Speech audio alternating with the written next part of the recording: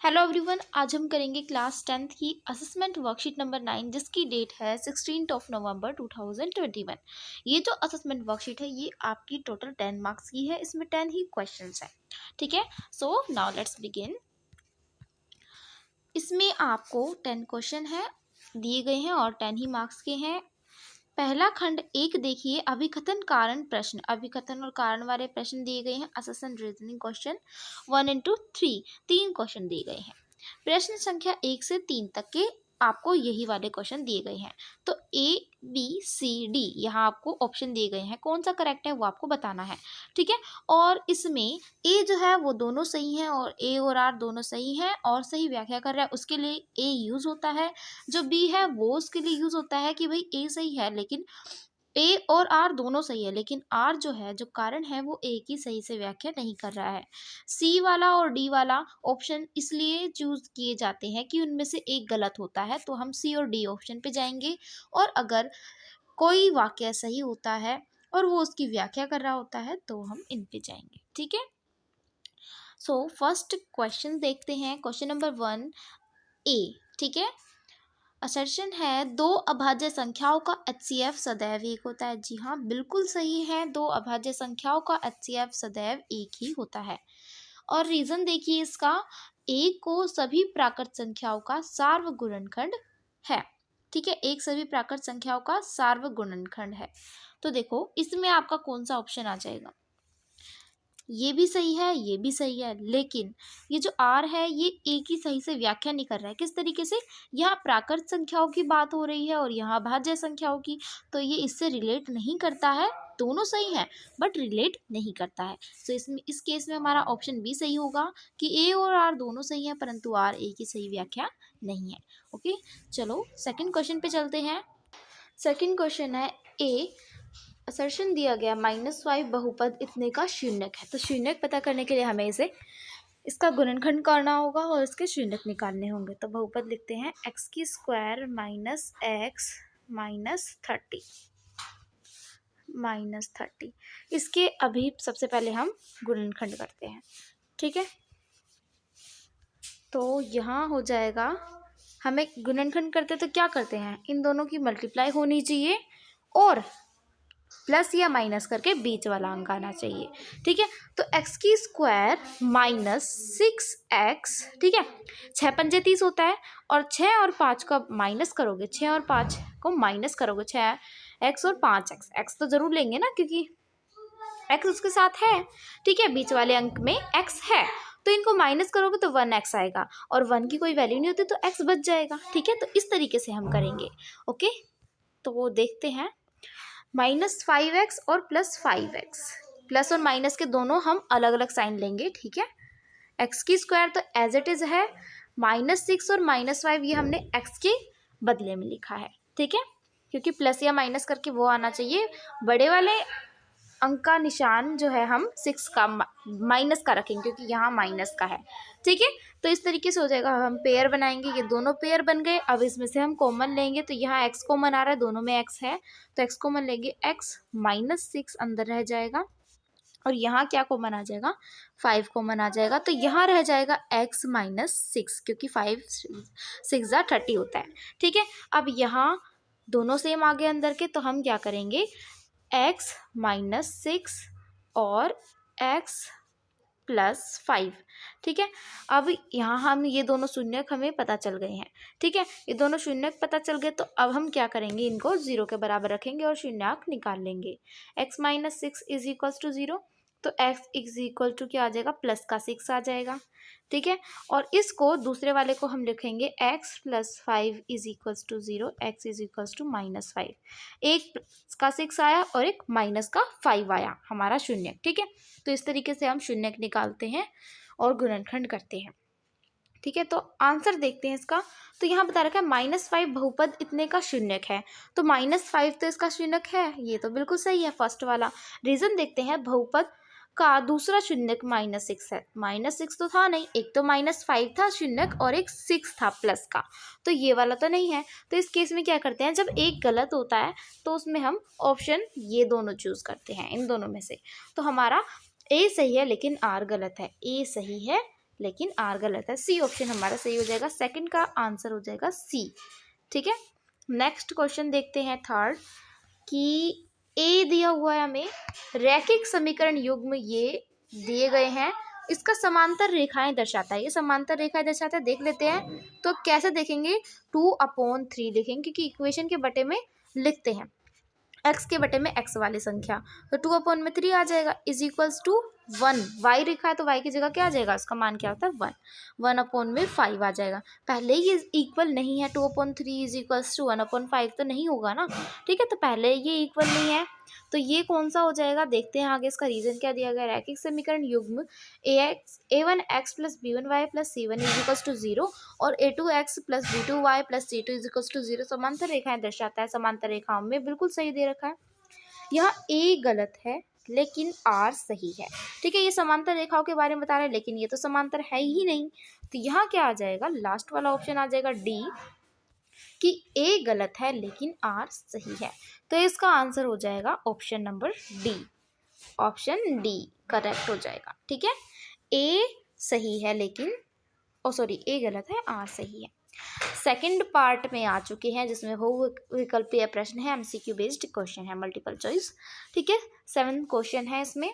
First question देखते हैं इसका, फोर्थ क्वेश्चन, एक अर्धवृत्ताकार चांदी का व्यास 14 सेंटीमीटर है, तो चांदी का परिमाप क्या होगा। तो अर्धवृत्ताकार यानी कि सेमी सर्कल है, अर्धवृत्त है। ठीक है, इसका परिमाप यानी कि ये दे रखा है, डायामीटर दे रखा है, व्यास दे रखा है 14 सेंटीमीटर। ठीक है, व्यास हमें 14 सेंटीमीटर दिया गया है और इसका हमें परिमाप निकालना है। तो परिमाप क्या होता है इसका, 2πr नहीं होता, कई बच्चे मिस्टेक करते हैं, तो ये अर्ध परिमाप है, तो इसमें πr² होता है। ठीक है, इसका परिमाप क्या होता है, पाई और r। ठीक है, πr, स्क्वायर नहीं होता, πr होता है। तो देखते हैं इसका किस तरीके से करेंगे। ये हो जाएगा इस तरीके से, यहाँ से 14 सेंटीमीटर और इसका होता है परिमाप πr, प्लस हमें इसमें डी भी दे रखा है, तो डी भी ज्वाइन कर देंगे हम इसमें, क्योंकि परिमाप निकालना है, परिमाप पूरा होता है। ठीक है, πr प्लस डी होगा और फिर पाई क्या होता है, पाई की वैल्यू होती है 22/7। आर क्या होता है, हमें व्यास दे रखा है 14, तो 14/2 कर दो, कितना आ जाएगा, 7 आ जाएगा, इंटू 7 + 14। ठीक है, और आर की जगह यहाँ 7 आएगा। ठीक है, क्योंकि आर तो हमें पता है, जब डायमीटर दे रखा है, व्यास दे रखा है, तो हम त्रिज्या तो निकाल ही सकते हैं। तो 7 से 7 यहाँ कैंसिल हो जाएगा, 22 + 14 बचेगा, और ये क्या होता है, 4 2 6 और 3 36 आ जाएगा इसका आंसर। 36 सेंटीमीटर इसका परिमाप होगा। ठीक है, तो ये आपका ऑप्शन नंबर डी में नजर आ रहा है, तो ऑप्शन नंबर डी आपका करेक्ट हो जाएगा, 36 सेंटीमीटर। ओके, चलिए नेक्स्ट क्वेश्चन देखते हैं। नेक्स्ट क्वेश्चन है हमारा 5th क्वेश्चन, त्रिभुज एबीसी में बिंदु डी ई क्रमशः भुजाओं एसी और बीसी पर इस प्रकार स्थित है कि डी पैरेलल है एबी के तथा एडी ये है और बीडी, ये सब चीज़ें हमें बता रखी है। तो सबसे पहले हम क्या करेंगे, एक त्रिभुज बना लेंगे। ये हमने एक त्रिभुज ड्रॉ कर लिया, बना लिया, और इसमें क्या है, हमें डी पैरेलल दे रखा है ए बी के। सबसे पहले हम इनके नाम दे देते हैं, ए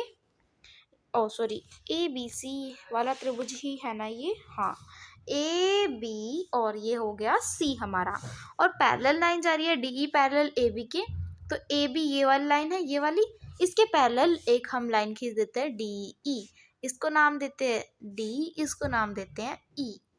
तो ये हमने दे दिया। अब ए डी दे रखा है, ये डी सी बी ई सी ई, ये सारी चीज़ें हमें दे रखी हैं, तो जो भी हमें दे रखा है वो हम लिख देते हैं। ठीक है, डी सी हमें ए डी हमें दे रखा है 2x, डी सी दे रखा है x + 3, बी और ई दे रखा है 2x - 1, सी ई दे रखा है हमें x, सी ई की वैल्यू हमें फाइंड करनी है, निकालनी है। तो आपको अगर याद हो तो ये हमारी दो समांतर दो रेखाएं हैं, और यहाँ ये जो लाइन है डी ई, ये इन दो रेखाओं को प्रतिच्छेद कर रही है कहीं दो बिंदुओं पर। ये आपको समझ आ रहा है। तो ये कौन सी थ्योरम में होता है, ये होता है हमारी बीपीटी थ्योरम। ठीक है, जिसे हम बोलते हैं थेल्स थ्योरम, जिसे हम बोलते हैं बेसिक प्रोपोर्शनैलिटी थ्योरम। ठीक है, तो ये थ्योरम इसमें यूज होगी। ये थ्योरम कहती है कि यदि दो भुजाएं यदि दो भुजाओं के यदि दो समांतर रेखाएं जो होती हैं, ठीक है, यहाँ आपको क्या दिख रहा है, यहाँ आपको एक त्रिभुज दिख रहा है, उसमें दो रेखाओं को एक रेखा दो अलग अलग बिंदुओं पर टच करती है और जो दूसरी भुजा के समानांतर होती हैं। दोनों बातें दिख रही हैं आपको। तो ये होती है basic proportionality theorem, BPT theorem, Thales theorem. ठीक है, तो ये आपको समझना भी जरूरी है। तो इससे हमें निकाल सकते हैं, बिल्कुल इजी हलवा क्वेश्चन है ये, बहुत इजी क्वेश्चन है। इसमें क्या होता है, भुजाओं का रेशो होता है, अनुपात। ठीक है, इसे हम कह सकते हैं कि बटे में होता है, तो ये अपोन में ये अपोन में ये। किस तरीके से होगा, चलिए करते हैं। तो सबसे पहले हम लिखेंगे बाय बीपीटी, यानी कि बीपीटी थ्योरम के द्वारा, यानी कि थेल्स थ्योरम के द्वारा। ठीक है, तो यहाँ हम लिखेंगे अब कि एक भुजा बटे एक भुजा, तो ये बटे क्या हो जाएगा, x+3 बटे 2x, x+3 अपोन में 2x, अपोन में हो जाती हैं ये भुजाएं, बस और कुछ नहीं होता। अब यहाँ से भी x अपोन में 2x माइनस 1, x अपोन में 2x माइनस 1। ठीक है, अब हम क्या करेंगे, क्रॉस मल्टीप्लाई कर देंगे। क्रॉस मल्टीप्लाई कर देंगे तो क्या आ जाएगा हमारा, इसको x से करेंगे तो 2x का स्क्वायर हो जाएगा, 2x को x से करेंगे तो 2x का स्क्वायर, तो 2x का स्क्वायर इज इक्वल्स टू, अब इसको इससे कर दो, तो 2x को अगर हम इससे करेंगे तो हो जाएगा, सबसे पहले हम इन दोनों को मल्टीप्लाई में ही लिख देते हैं, फर्स्ट ऑफ ऑल -1, दोनों को एज इट इज लिख दिया, मल्टीप्लाई हो रहे हैं, ब्रैकेट लगा दिया, यानी मल्टीप्लाई हो रहे हैं, है ना। 2x का स्क्वायर इज इक्वल्स टू, अब करेंगे, अब दोनों में x कॉमन है। ठीक है, तो x कॉमन ले लेते हैं, x कॉमन लिया तो 2x माइनस 1, ठीक है, प्लस 3 2x माइनस 1। ठीक है, तो ये मल्टीप्लाई हो रहे थे तो हमने इस तरीके से कर दिया। ठीक है, 2x, इस x को पहले इससे गुणा किया, फिर इसके 3 को इस पूरे से गुणा किया, क्योंकि मल्टीप्लाई करना है, जाहिर सी बात है। ठीक है, एक बार वो समझ लो, हमने देखो सबसे पहले इनको क्रॉस मल्टीप्लाई किया, तो यहाँ क्या है, 2x है ये, ठीक है, और ये x है, इसकी क्रॉस मल्टीप्लाई की, 2x की हमने x के साथ की, ठीक है, और इसकी हमने इसके साथ की, तो हमने इनको ब्रैकेट में लिख दिया, यानी मल्टीप्लाई हो रही है, इस तरीके से लिख दिया। अब क्या है कि ये दोनों टर्म्स है, इसमें दो पद हैं, तो पहले x का इस पूरे के साथ करेंगे, फिर 3 का इस पूरे के साथ करेंगे, इस तरीके से हमने यहाँ किया है। ठीक है, तो देखो x को इस पूरे के साथ कर दिया, इस पूरे के साथ, फिर 3 को इस पूरे के साथ कर दिया, समझ आया। ठीक है, अब देखो यहाँ आगे हम क्या कर सकते हैं, आगे हम ये कैसे होगा कि 2x का स्क्वायर तो यहीं रहेगा, और यहाँ ये हो जाएगा 2x का x के साथ ही x मल्टीप्लाई में, तो क्या बन जाएगा, 2x का स्क्वायर हो जाएगा। अब ये एक x और जुड़ जाएगा इसमें, -1 के साथ इस x का मल्टीप्लाई करेंगे, क्योंकि ये इसके साथ मल्टीप्लाई होगा, फिर इससे इसके साथ। ठीक है, तो ये क्या हो जाएगा, यहाँ देखो ये हो जाएगा -x प्लस यहाँ लगा हुआ, अब इसका इसके साथ करेंगे, 3 दूनी 6 होता है, 6x माइनस 3 का इसके साथ होगा, 3 एकम 3, ठीक है, 6x माइनस 3, दूसरा कलर ले लेती हूँ मैं, 6x माइनस का 3। अब आगे हम यहाँ स्पेस बना लेते हैं और फिर यहाँ करते हैं। ठीक है, अब इतना हमारा आ गया है, ये 3 आ गया लास्ट में। अब हमें क्या करना है, देखो 2x का स्क्वायर से इस यो कैंसिल कर दो, ठीक है, क्योंकि उधर जाके वैसे ये माइनस का होना है, अपने आप कैंसिल आउट हो जाएंगे, तो यहाँ से ये कैंसिल आउट हो गए। अब यहाँ क्या बचा, यहाँ बचा 0, 0 इज इक्वल्स टू, क्या करेंगे हम, यहाँ क्या बचा 6x, ये प्लस माइनस का x है, यहाँ ये प्लस का 6x है, तो प्लस माइनस क्या होते हैं, प्लस माइनस माइनस होते हैं, 6x में से एक x माइनस चला जाएगा, तो 5x हो जाएगा, 5x माइनस का 3 तो लास्ट में बच ही रखा है, ये देखो यहाँ बच रखा है। ठीक है, तो माइनस का 3, तो x की वैल्यू इस तरीके से कहाँ निकल आ जाती, x की वैल्यू तो निकालनी है हमें यहाँ के x की, तो x को इधर की साइड ले आएंगे, तो क्या यहाँ क्या हो जाएगा, x इज इक्वल्स टू 5, तो यहाँ ऑटोमेटिकली है ही 5 अपोन में 3 हो जाएगा। अपोन में कैसे होगा, देखो यहाँ ये मल्टीप्लाई है इसके साथ, तो ये यहाँ ऊपर ही रहेगा, और ये मल्टीप्लाई में है और यहाँ ये अपोन में आ जाएगा। अगर कोई भी क्वारी हो तो कमेंट करके जरूर पूछ लेना, ठीक है। तो ये इस तरीके से होगा, तो x की वैल्यू इस तरीके से हमारी क्या आ गई, 3/5, ठीक है। 5/3 है, तो इसको हम यहाँ से ऐसे लिखेंगे, 1 मिनट, ठीक है। x इज इक्वल टू, तो देखो यहाँ 3 तो है ही, तो 3 को 3 ही रहने दो यहाँ, और अपोन में क्या आ जाएगा, यहाँ 5 आ जाएगा, 3/5, क्योंकि हाँ देखो यहाँ मल्टीप्लाई में, तो यहाँ जाकर डिवाइड में चला जाएगा, ठीक है। जब भी दिखाऊंगी क्या हो रहा है, तो यहाँ डिवाइड में आ जाएगा, ओके। तो अब यहाँ हमारा आंसर आ गया है फाइनली 3/5। तो इस तरीके से होना था, बहुत इजी था, बस थोड़ी हमारा स्पेस कम था, पेन थोड़ा मोटा है तो इसलिए ज़्यादा दिख रहा है, लेकिन ये बहुत ही ईजी क्वेश्चन था, अपोन में करना था एंड मल्टीप्लाई करके फिर आंसर आ जाएगा, ठीक है। तो इसका आंसर, हमारा आंसर होगा 3/5, तो ऑप्शन नंबर डी इसका करेक्ट हो जाएगा। नेक्स्ट क्वेश्चन देखते हैं, पासे को फेंकने पर निम्न में से क्या असत्य है, क्या गलत है भाई। तो पासे में 6 संख्याएं होती हैं, पासे में प्राप्त कुल परिणाम 6 होते हैं, ये तो बिल्कुल सत्य है, ठीक है। जो हमें दिखता जा रहा है सही से, उस पर देखते जाएंगे। पहला देखिए, सम संख्या प्राप्त करने की प्रायिकता 1/2 है। 1/2 कैसे है आप कहेंगे, 1/2 तो नहीं होता, तो देखो कैसे होता है। सम संख्या क्या होती है, पासे में 1 2 3 4 और 5 और 6, पासे में ये 6 संख्याएं होती हैं, यानी कि डाइस, लूडो का जो डाइस होता है उससे हम जिसे खेलते हैं। सम संख्या क्या होती है, 2 से विभाजित होता है, 2 के पहाड़े में आ जाए, तो 2 4 और 6 ये सम संख्याएं हैं, 2 से कट जाती हैं, 2 के पहाड़े में आती हैं। तो यहाँ कितनी संख्याएं होगी, 3 संख्याएं होगी। टोटल कितनी है, टोटल परिणाम हम नीचे लिखते हैं, टोटल नंबर नीचे लिखते हैं, है ना। तो इसको काटते हैं, 3 एकम 3, 3 दूनी 6, तो 1/2 आ तो गया। सिंप्लीफाई फॉर्म भी लिख देते हैं कभी कभी कंफ्यूज करने के लिए, ठीक है। तो ये तो बिल्कुल सत्य है, फर्स्ट वाला बिल्कुल ठीक है। सेकंड देखो, पासे पर कुल 4 अभाज्य संख्याएं हैं, ठीक है। कुल 4 अभाज्य संख्याएं क्या होती हैं, देखो अभाज्य संख्या वो होती हैं जिसका सिर्फ एक ही गुणनफल, वो संख्या खुद उसकी गुणनफल होती है और एक, ठीक है। तो यहाँ पासे में कितनी संख्याएं मैंने आपको बताई थी, 1 2 3 4 एंड 5 6, ये 6 संख्याएं होती हैं। अब देखो 3 5 और 1 ये अभाज्य संख्याएं हैं, इसमें 3 ही अभाज्य संख्याएं होती हैं, और बाकी कौन सी हो गई, सम संख्याएं, ठीक है। और तो 3 अभाज्य संख्याएं, 3 सम संख्याएं होती हैं पासे में, तो यहाँ दे रखा है हमें 4, तो हमें ऑप्शन तो मिल ही गया 4, तो ये गलत हो जाएगा, यहाँ 3 होती हैं, ठीक है। वैसे और भी देख लेते हैं, पासे पर प्राप्त कुल परिणाम 6 होते हैं, हाँ वही बिल्कुल 6 अंक होते हैं, 6 ही परिणाम।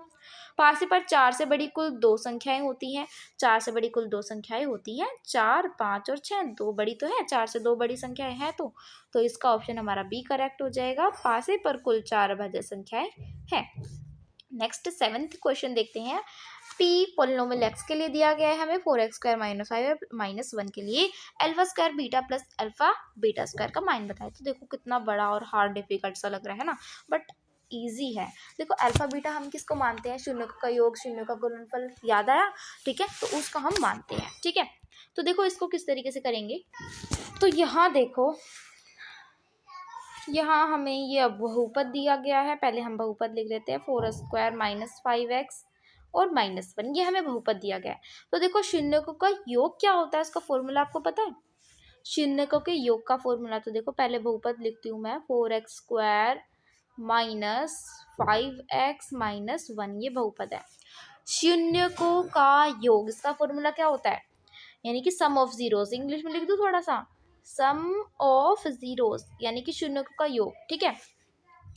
चलो हिंदी में ही लिख देती हूँ, ठीक है। योग क्या होता है शून्यकों का, शून्यकों है ये, ठीक है, शून्यकों का योग, थोड़ा बड़ा हो जाएगा ना, स्पेस कम है इसलिए कह रही थी मैं, ठीक है। तो देखो योग, देखो आप सीधा, योग का फॉर्मूला क्या होता है शून्यकों का योग का, -b/a होता है, ठीक है। तो -b/a alpha plus beta is equals to, योग है तो शून्य को हम किसको मानते हैं, अल्फा और बीटा को मानते हैं ना, योग में क्या करेंगे, अल्फा प्लस बीटा कर देंगे, इज इक्वल्स टू -b/a, ठीक है। b क्या है हमारा, तो ये हमारा बहुपद है, यहाँ ऊपर देखो ये बहुपद है, b का है, ये बीच वाला कोफिशिएंट होता है ना, तो बी है -5, ठीक है। तो माइनस तो ऑलरेडी यहाँ भी लगा हुआ है, तो माइनस में भी लगाएंगे, ठीक है। तो a plus B is equals to minus, और इसमें भी माइनस लगा हुआ है, -5 अपॉन में a की वैल्यू क्या है, फर्स्ट वाला है जो एक्स की स्क्वायर का कोफिशिएंट है, तो अपॉन में 4। तो यहाँ माइनस माइनस कैंसिल आउट हो जाएंगे, या फिर सोच लो कि माइनस माइनस प्लस होता है, ठीक है। तो यहाँ क्या आ जाएगा, इज इक्वल्स टू में 5/4 आ जाएगा। तो योग तो 5/4 आ गया। आप देखते हैं गुणनफल, शून्यकों का गुणनफल। गुणनफल देखते हैं। गुणनफल का फॉर्मूला होता है C/A। C क्या है हमारा, जो अचर संख्या होती है 1 है, अपॉन में A तो 4 था, ठीक है। तो गुणनफल क्या होता है, अल्फा इंटू बीटा, साथ में लिख देंगे तो यानी गुणनफल माना जाएगा। C/A is equals to, sorry minus है यहाँ, -1/4। तो यहाँ -1/4 आ गया गुणनफल। अब ये लिखते हैं जो हमें ये दे रखा है, एक अल्फा का square beta plus alpha beta का स्क्वायर। तो ये लिखते हैं अब। तो देखो आपको पता चलेगा फिर हमने ये क्यों निकाला, अल्फा का square beta plus alpha beta का स्क्वायर, ये हमें दे रखा है। इसकी हमें वैल्यू निकालनी है। तो देखो अल्फा बीटा का हम लेते हैं, मैंने आपको शुरू में ही बताया, योग और गुणनफल के लिए लेते हैं, इसलिए हमने ये निकाला। अल्फा बीटा है ना, शून्य का आप समझ सकते हो, तो आइडिया लगा के आप इस तरीके से कर सकते हो। तो यहाँ हम कॉमन ले लेंगे अल्फा बीटा को, दोनों में कॉमन है अल्फा बीटा, तो अल्फा प्लस बीटा रह जाएगा। तो देखो एक एक चीज़ समझाऊंगी। अल्फा बीटा हमने कॉमन लिए, दूसरे कलर का यूज़ करते हुए, अल्फा बीटा हमने कॉमन लिए, तो अल्फा स्क्वायर है यहाँ, अल्फा यहाँ 1 है, यहाँ बीटा स्क्वायर है, यहाँ बीटा 1 है। तो अल्फा बीटा कॉमन ले लिया हमने, तो यहाँ क्या रह गया, इसमें से a प्लस बी रह गया, ठीक है। तो b 2 थे, a भी 2 थे, है ना, ठीक है। तो यहाँ क्या करेंगे अब, ये हो गया, ओके। तो अल्फा बीटा यानी कि गुणनफल, शून्य का गुणनफल क्या था, फटाफट से बताओ, शून्य का गुणनफल क्या आया था, -1/4। तो -1/4 is equals to, sorry equals to नहीं, मल्टीप्लाई में है यहाँ, ठीक है, मल्टीप्लाई बाय योगफल कितना आया था, 5/4, 5/4, ठीक है, इज इक्वल्स टू क्या हो जाएगा, 5 1 जा 5 हो जाएगा, माइनस का निशान आ जाएगा, -5/16 आ जाएगा। यहाँ 4 चौक 16 होता है, ठीक है। तो यहाँ क्या आ जाएगा, -5/16। हमारा ऑप्शन नंबर डी जो है वो करेक्ट हो जाएगा, ठीक है। क्वेश्चन नंबर 8 देखते हैं। साइन ए ये दे रखा है आपको, साइन बी 1/2 दे रखा है, a प्लस बी का मान बताओ। तो देखो साइन ए और साइन बी, पहले इसको देखो क्या चक्कर है इसका। तो देखो सबसे पहले हम इसको थोड़ा ऊपर कर लेते हैं। तो साइन ए हमें जो दे रखा है वो लिखते हैं, sine A, sine A is equals to क्या दे रखा है, 1/2 दे रखा है, ठीक है। तो हम 1/2 साइन की वैल्यू कब होती है, तो देखो अगर आपको टेबल याद होगी तो बहुत अच्छा है, जो डिग्रीज की टेबल है साइन सॉरी साइंस कह रही हूँ, मैथ्स में, ठीक है, कि साइन 30 डिग्री पे क्या होता है, साइन 40 डिग्री पे क्या होता है, तो वो आपको सारी ये वैल्यूज याद होनी चाहिए, कितनी वैल्यू होती है साइन 40 डिग्री पर, उसकी वैल्यू क्या होती है। तो 1/2 दे रखा है साइन ए, एंगल ए, ठीक है। तो 1/2 क्या वैल्यू होती है, 0 1/2, ठीक है। तो ये होता है 30 डिग्री पे, ठीक है। तो इसकी मैं अगर आपको टेबल याद नहीं होती तो इसकी ट्रिक की वीडियो भी बना दूंगी मैं, ठीक है, कह देना कमेंट बॉक्स में। तो sine A is equals to 1/2 बराबर दे रखा है भाई, तो साइन ए बराबर है 1/2 के, तो 1/2 के मैं इसकी वैल्यू लिख सकती हूँ कि 1/2 ये कब होता है, साइन 30 डिग्री पे होता है, तो लिख सकती हूँ कि नहीं लिख सकती हूँ, तो साइन 30 डिग्री मैंने लिख दिया।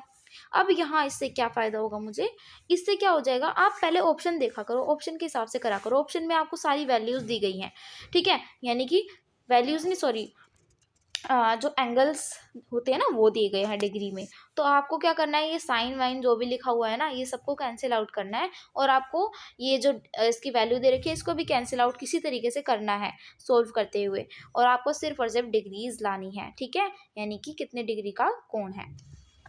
ये जो डिग्रीज में आते हैं ना वो लाने हैं आपको, 30 डिग्री 40 डिग्री, उस तरीके से आपको देखना होता है, ऑप्शन को देख के फिर करना होता है, ठीक है। तो साइन से साइन यहाँ कैंसिल हो जाएगा, तो ए की वैल्यू यहाँ क्या आ जाएगी, एंगल ए आ जाएगा आपका 30 डिग्री।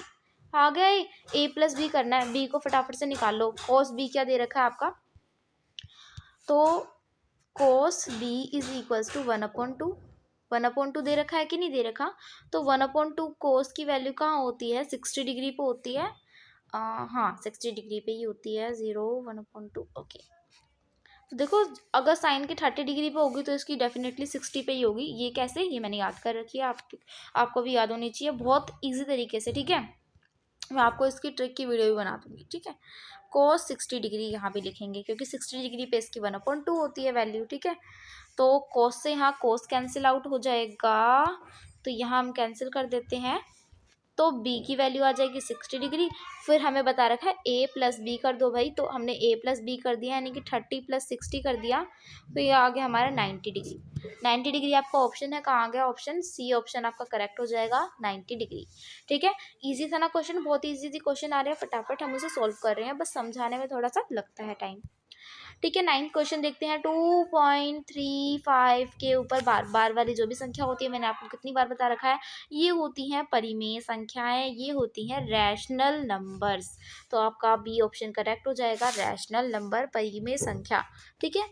कितना इजी क्वेश्चन है। तो देखो मैं एक बार और एक्सप्लेन कर देती हूँ उसे। तो ये जो बार होता है ना, 3 और 5 के पॉइंट नहीं है बीच में, ठीक है। तो ये बार जो लग रखा है यानी कि 3 5 3 5 3 5, यही संख्या बार बार रिपीट हो रही है, जो रिपीटेशन में आ जाता है बार लग जाता है यानी कि वो परिमेय संख्या है। बार से आप बिल्कुल डेफिनेटली पहचान सकते हैं, जिस संख्या पे बार लग जाएगा यानी कि वो परिमेय संख्या है डेफिनेटली। किसी कार्टन में 8 खराब सेब है, ठीक है। सेब कितने खराब है भाई, 8 खराब है, तथा कार्टन में खराब सेब निकालने की प्रायिकता 2/5 है। कार्टन में कुल सेबों की संख्या, कि भाई प्रायिकता दे दी हमें कि 2/5 है, ठीक है। 8 खराब है और सेब निकालने की प्रायिकता 2/5 है और कुल सेब की संख्या बतानी है। तो देखो सबसे पहले हम तो ये लिख लेते हैं कि प्रायिकता इवेंट के लिए क्या होता है, बराबर अनुकूल परिणाम, ठीक है, अनुकूल परिणाम। तो देखो ये जो है ना थोड़ा लिखा नहीं जा रहा है, बटे कुल परिणाम, ठीक है, समझ तो आ रहा है ना। तो देखो यहाँ हमें ये दिया हुआ है 2/5, किसी कोई घटना का प्रायिकता दी हुई है ना, तो इस घटना की प्रायिकता हमने लिख दिया 2/5 बराबर अनुकूल परिणाम। यहाँ आपको दे रखे 8 कि भाई कितने परिणाम हुए हैं, अनुकूल परिणाम। और टोटल टोटल टोटल परिणाम कितने हैं, टोटल परिणाम हमें निकालने हैं, कुल सेबों की संख्या। अनुकूल परिणाम की भाई उसमें से क्या है, कितना है, कितने खराब हुआ है, तो वो हमने 8 दे दिया, दे रखा है वो सारी चीजें, ठीक है। कुल परिणाम है बता रखा है, कुल सेबों की संख्या। अगर आपको फिर भी नहीं समझ आ रहा ना कि कैसे करते हैं, तो देखो कुछ चीजें तो हमें दी हुई होती हैं, ठीक है। तो अनुकूल परिणाम जैसे आपको नहीं समझ आ रहा कि भाई क्या चीज क्या है, तो देखो 8 दिए हुआ है, 2/5 दिया हुआ है, ठीक है। तो प्रायिकता है इवेंट की, किसी घटना की प्रायिकता दे रखी है, तो प्रायिकता के नीचे प्रायिकता का वो लिख देना अनुकूल परिणाम। अनुकूल परिणाम क्या होते हैं, जो दे रखा है वो लिख दो, और जो कुल सेबों की संख्या पूछ लिया यानी कि कुल परिणाम पूछ लिया उसने, ठीक है। तो कुल परिणाम के नीचे कुल परिणाम ही रहेगा क्योंकि वो हमसे पूछा है। अब यहाँ करके दिखा देती हूँ थोड़ा बाकी का बचा हुआ, ठीक है, दूसरे कलर से। तो 2/5 तो यहाँ था ही, ठीक है, और इज इक्वल्स टू में था 8।